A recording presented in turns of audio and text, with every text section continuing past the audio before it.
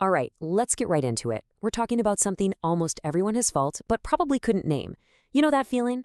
You finally decide to make a big, positive change, break a bad habit, leave a tough situation, and you're braced for it. You're expecting this wave of relief. But instead, it gets harder. Way harder. The old urges come back screaming, the pressure mounts, and it feels like you're actually failing. Well, today, we're going to explain exactly why that happens and why it's actually a good sign. I mean, this is the big question, right? It feels so backward. You make a step forward and suddenly you feel like you've been thrown 2 steps back. It doesn't make any sense. But what if I told you that intense feeling of going in the wrong direction is actually proof that you're right on the verge of a breakthrough? Well, here's the good news. This whole experience isn't just you. It's not a secret personal failure, and it's not a lack of willpower. Psychology actually has a specific name for this. It's a predictable, totally normal part of how our brains are wired to learn and unlearn things. It's called an extinction burst. Now, what I love about this term is where it comes from. This isn't some new agey self-help buzzword. It's from the straight-up scientific study of behavior. An extinction burst is what happens when a behavior that used to get a reward suddenly doesn't anymore. And instead of the behavior just, quietly fading away, it temporarily goes haywire. It gets louder, more intense, more urgent. Your brain is basically throwing a tantrum to see if the old rule still works.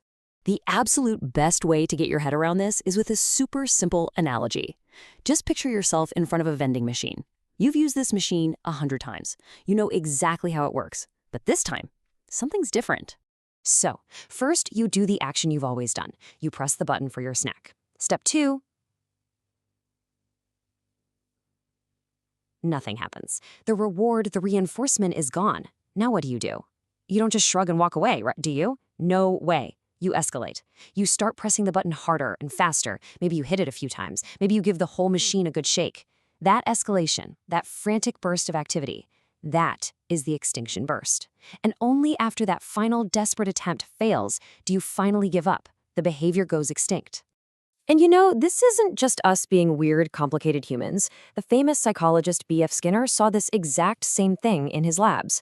When he stopped giving pigeons a food pellet for pecking a button, they didn't just stop pecking. Oh no. First, they pecked like crazy, harder, faster, more frantically. It's a fundamental, deep-seated response to a rule being broken.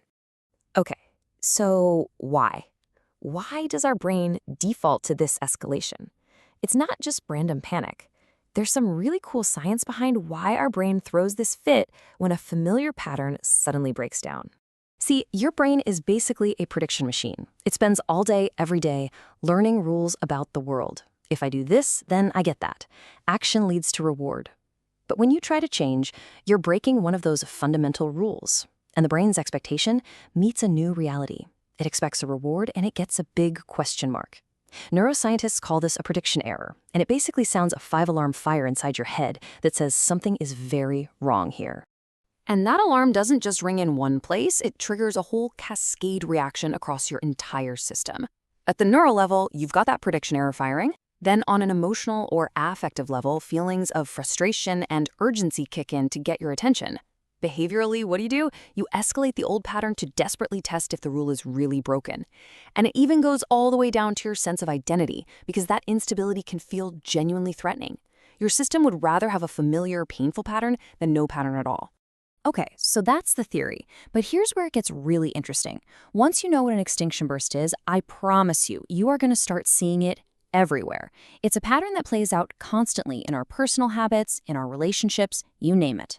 Think about it. When you're breaking a personal habit, let's say you're quitting sugar, when are the cravings the absolute worst? Right before your brain finally starts to give up and readjust. It's the same exact pattern when you set a new boundary with someone. They often don't just accept it, they push back harder for a little while, right before they finally back off.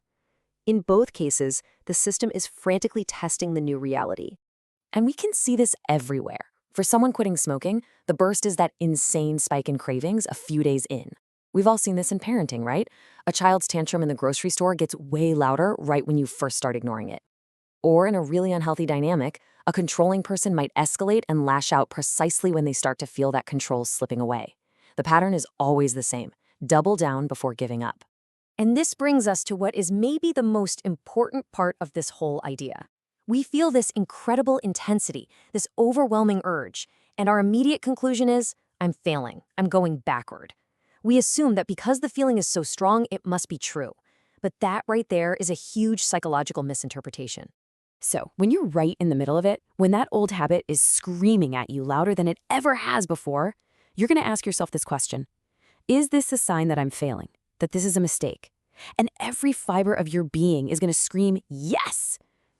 But the real answer, based on everything we know about how our brains work, is a clear and resounding no. I really want you to let this quote sink in. Just because a feeling is intense doesn't mean it's deep. It doesn't mean it's permanent, and it certainly doesn't mean it's the truth. The intensity of an extinction burst isn't a sign of how strong the old habit is. It's actually a sign of its instability. It's shouting because it knows it's losing its grip on you. Look at all the heavy, judgmental labels we slap onto this experience. We tell ourselves we're self-sabotaging, or that this is some deep, unresolved issue bubbling up. We think it means we aren't committed, or worse, that this is our true self coming out. We see it as a giant warning sign telling us to turn back. But it's none of those things. It's just a structural, mechanical feature of a system in transition. It is not a moral failing. So, the million-dollar question. How do we handle it? How do we actually get through this surge without caving and going right back to the thing we're trying to change? Well, this is where simply understanding the concept becomes an incredibly powerful and practical tool. Now, let's be really clear, knowing the term extinction burst is not going to magically make it feel comfortable. The discomfort is absolutely real. But what this knowledge does is it completely changes the meaning you assign to that discomfort. Instead of hearing it as an accusation that you're failing, you can learn to hear it as simple information. It's a notification from your brain that says, hey, just so you know, the old system is destabilizing. The change is working. This is the reframe. This is the whole game right here. You stop asking that panicked, self-blaming question, why am I getting worse? And instead you can get curious and ask a structural question. Okay, what familiar rule is breaking right now? That one little shift moves you out of the victim seat and into the observer seat. You go from being controlled by the feeling to just noticing the process. And I want to leave you with this final, really powerful metaphor. When you are in the thick of an extinction burst, it feels like a violent storm at sea. It absolutely feels like the ship is going down. But this new understanding, this new perspective, allows you to see it for what it truly is. The waves are crashing and the ship is shaking, not because it's sinking, but because it has finally pulled up its anchor and is leaving the familiar safety of the harbor. That discomfort isn't a sign of danger. It's the sound of movement. It's the price of setting sail.